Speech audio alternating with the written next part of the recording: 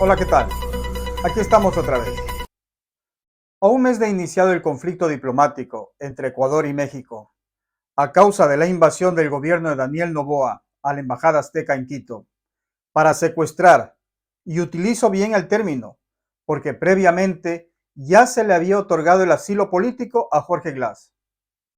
Varios expresidentes, políticos y artistas firmaron una carta en la que solicitan otorgar el salvoconducto al exmandatario para viajar hacia México en condición de asilado político. Actualmente, Jorge Glass se encuentra recluido en la cárcel de máxima seguridad La Roca. Esto luego del incumplimiento de medida cautelar y una orden de prisión preventiva que se le dispuso por un supuesto delito de peculado en el caso de la reconstrucción de Manabí. Por supuesto, esta sentencia de prisión es injusta y desproporcionada, porque ni hubo peculado ni se merece de ninguna manera estar ahora mismo el ex vicepresidente en la cárcel La Roca. Este centro penitenciario de máxima seguridad más bien se ha convertido en el sitio donde se detienen a los políticos elegidos a dedo, sí, a dedo, según el grado de diferencias ideológicas y de incomodidades políticas al gobierno de Noboa. Ejemplos claros de esto son las detenciones del vicepresidente Glass y del hijo de la vicepresidenta Abad. Sin embargo, en medios de comunicación, donde todo se distorsiona o se dice la verdad a medias, esta misiva firmada por Evo Morales, José Luis Rodríguez Zapatero, Ernesto Samper, entre otras personalidades, se trata de menospreciar y quieren denostarla porque son representantes del Grupo de Puebla, es decir, con ideología progresista.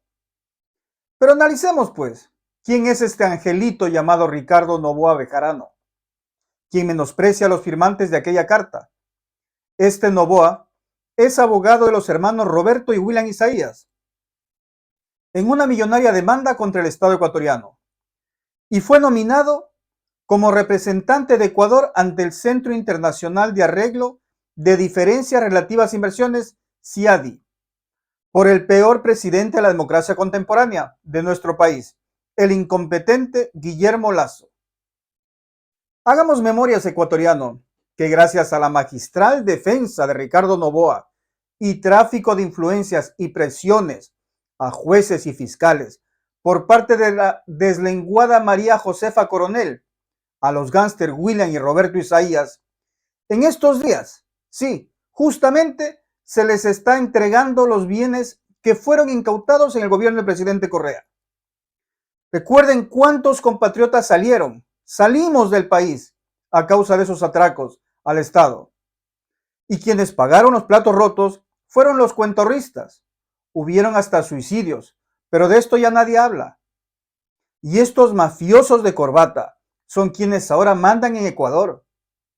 Entendamos que el gobierno de Lasso y el de Noboa, son de las élites ecuatorianas, que el tema del arbitraje internacional ya se lo venía cocinando desde el gobierno del incompetente. Por eso se lo nominó a este angelito de Ricardo Noboa para que nos represente. Y ahora insiste Daniel mediante consulta popular y que le dijimos que no. Y para quienes no saben qué es el CIADI, ofrece servicios para la resolución de controversias internacionales, principalmente entre inversionistas y estados, pero asimismo en controversias Estado-Estado. Ofrece además procedimientos de comprobación de hechos para investigar e informar los hechos antes de que surja una controversia. Suena bonito, ¿verdad? Pero sucede que las empresas internacionales o posibles inversionistas extranjeros que quieren hacer negocio en Ecuador son de los mismos empresarios ecuatorianos, pero con razón social extranjera. Ahí está el engaño. Ya abramos los ojos. Bueno, cambiando un poco el tema, doctor, este fin de semana circuló en redes sociales un manifiesto por parte de ciertos expresidentes, artistas, personalidades que solicitaban que se restituya la condición de asilado a Jorge Glass y querían que le den el salvoconducto para que pueda viajar a México. ¿Cuál es su opinión acerca de esto de aquí? Que ese es un manifiesto del Grupo de Puebla, es un panfleto.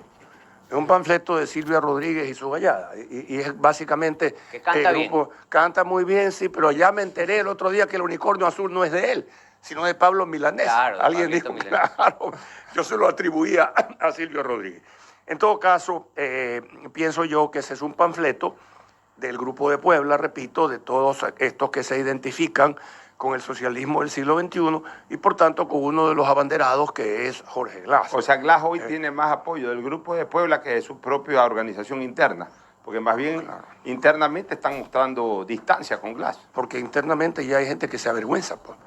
Todos estos extranjeros en realidad de verdad lo que hacen es una demostración de solidaridad de carácter ideológico, pero no se meten a analizar los detalles, no conocen los detalles, quizás algunos ni siquiera saben que hay 2 sentencias que ya están ejecutoriadas, que hay un proceso por la reconstrucción de Manabí que está en marcha y que este hombre tiene acusaciones de delitos gravísimos en el Ecuador. Pues.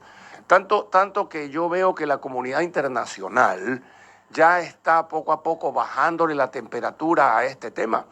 Incluso aparentemente el tema de las medidas cautelares no le va a salir a México, porque ¿de qué cautelares estamos hablando si no hay amenazas que gravemente estén incidiendo en el asunto?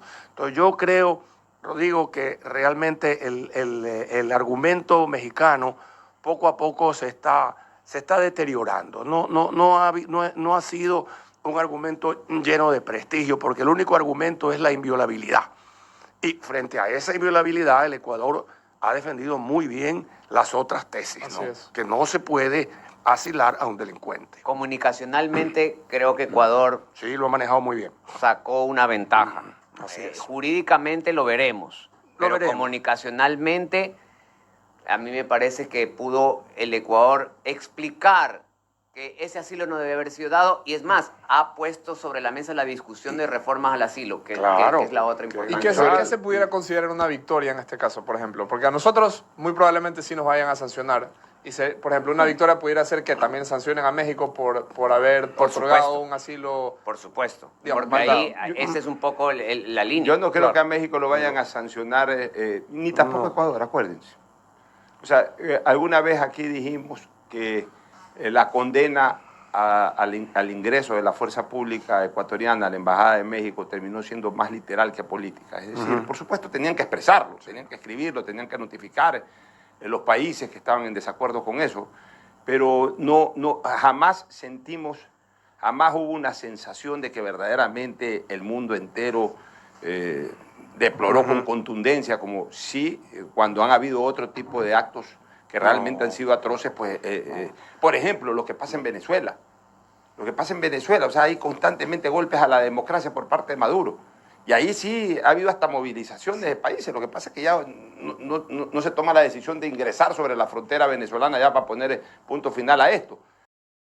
La socióloga y máster en Relaciones Internacionales, Carol Murillo, en una reciente entrevista topó algunos temas interesantes acerca de los chats que ahora se exponen en paralelo a un macrocaso de corrupción perseguido por la Fiscal General del Estado. Me pareció muy importante y quise compartirlo con quienes tienen la gentileza de escucharme. A partir de la pandemia, a finales del año 2019, aunque se la declaró oficialmente el 21 de enero del 2020, el mundo, quienes ejercen el control, se dieron cuenta que los habitantes podemos ser controlados de alguna manera. El miedo, que es un factor externo, el cual no lo podemos controlar, es lo que nos influye, empuja a comportarnos de tal o cual manera. Recordemos que hay muchas discusiones de intelectuales, de científicos inclusive, que aseguran que la pandemia fue causada, premeditada. Yo la verdad ahí no me atrevo a dar una opinión porque no tengo suficientes pruebas ni información al respecto. Pero lo que sí está claro es que la humanidad entera nos sometimos. Primero nos encerramos, luego nos vacunamos. Seguidamente nuestra vida, la de muchos, sobre todo en países desarrollados, la tecnología marca la pauta hasta en el trabajo, pues se cambió la manera de trabajar, de consumir. Cada vez más crecen las compras por Amazon, por ejemplo. Lo que quiero decir es que tendemos a ser más sedentarios y quizás hasta solitarios, y por eso más susceptibles de ser influenciados. Ahora se busca información en este aparatito. Eso quienes se molestan en investigar. Hasta compañías se buscan en el celular y de todo tipo. Y si alguien no tiene la capacidad de discernimiento, puede caer en el error de dejarse llevar por la corriente, la moda o lo que el status quo te quiere imponer. Recordemos que el algoritmo que está presente en las búsquedas de Google, de YouTube y ahora en TikTok es lo que marca la pauta. El algoritmo sabe lo que te gusta, lo que te causa morbo, lo que te distrae y se convierte en un círculo vicioso que si desde el comienzo no sabes diferenciar lo bueno de lo malo, lo cierto de lo falso, lo importante de lo superfluo, puedes ser víctima del pensamiento del ya que chucha. Y vemos lo primero que salió en la pantalla. Este es un análisis muy personal, por lo tanto primario, básico, para nada académico, peor científico. No pretendo ser lo que no soy. Pero es fácil darse cuenta lo que acabo de decir. Y supongo que la señora fiscal y todo su equipo de eminentes colaboradores se darán cuenta de la situación anímica, sociológica, de percepción de las cosas ahora mismo en el país. Entonces, mi pregunta que tengo ahora, después de escuchar a la socióloga Carol Murillo, es, ¿serán acaso beneficiosos los chats que expone doña Diana? Después de cada caso de corrupción que inicia la fiscalía. Y además, lo más importante, ¿a quiénes benefician esos chats? Directamente lo digo y me hago responsable de lo que manifiesto. A la salud mental y psicológica, y peor aún en este clima de violencia que hay en Ecuador, a la sociedad ecuatoriana no le beneficia en nada. Al contrario, le perjudica. ¿Por qué la Fiscalía del Ecuador publica esos chats en los cuales aparecen muchísimos nombres de personas que pudieron o no estar involucradas en cuestiones delictivas? Y esos nombres y esas personas, involucradas o no, están en la faz pública poniéndose en bandeja de plata para que ocurran precisamente este tipo de sicariato. Entre otras razones, porque es una investigación en curso de la Fiscalía.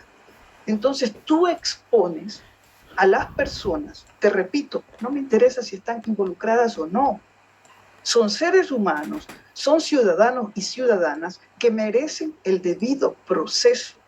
Exponerlas así, además con seleccionar ciertos diálogos de esos chats, es una cosa impresionante, porque enseguida los medios de comunicación, sobre todo privados, enseguida condenan a cualquiera de esas personas que están involucradas en esas conversaciones, y al condenarlas hace que la opinión pública comience a sospechar y diga, bueno, sí, la mataron por algo, será, no importa si era amiga, no importa si era novia, no importa si era amante.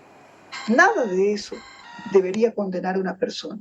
Entonces, la Fiscalía, al publicar eso, y los medios, al aprovechar de manera morbosa toda esa información, nos muestra un país endeble, quebradizo, moralmente descompuesto, una sociedad empobrecida material y espiritualmente. Y eso me parece que esa es la condición, las circunstancias de nuestro país. Gracias a todos por asistir a esta cita diaria. Seguimos mañana.